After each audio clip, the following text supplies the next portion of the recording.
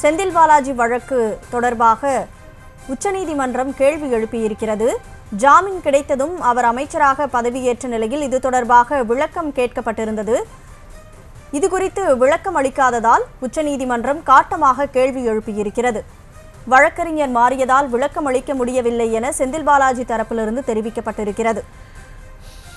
நீதிமன்றத்துடன் விளையாடுகிறீர்களா என செந்தில் பாலாஜி வழக்கு தொடர்பாக உச்சநீதிமன்றம் வினா எழுப்பியிருக்கிறது. அமைச்சர் செந்தில் பாலாஜி ஜாமீனை ரத்து செய்ய கோரி விஜயகுமார் என்பவர் உச்சநீதிமன்றத்தில் மனு தாக்கல் செய்திருந்தார். அந்த மனு நீதிபதிகள் அபய் சோகா, பங்கஜ் மித்தல் அமர்வில் இன்று விசாரணைக்கு வந்தது.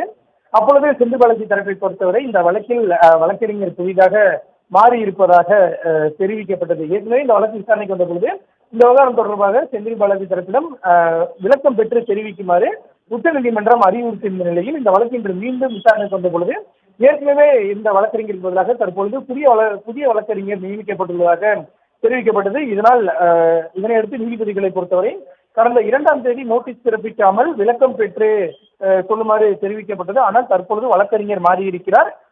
ஏன் கடந்த முறை அறிவுறுத்தல் வழங்கிய நிலையில் தற்பொழுது வழக்கறிஞர் மாறிவிட்டார் என கூறுவதை ஏற்க முடியாது என நீதிபதிகள் தெரிவித்திருக்கிறார்கள்.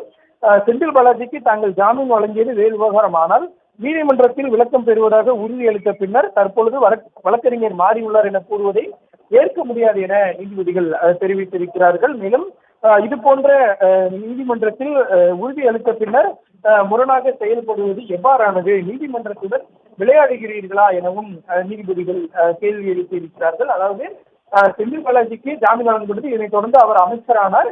இதனை எதிர்த்துதான் உச்ச நீதிமன்றத்தில் மனு தாக்கல் செய்யப்பட்டது. இந்த மனு முதல் முறையாக விசாரணைக்கு வந்த பொழுதே நீதிபதிகளை பொறுத்தவரை செந்தில் பாலாஜி தரப்பிற்கு நோட்டீஸ் எதுவும் அனுப்பப்படவில்லை.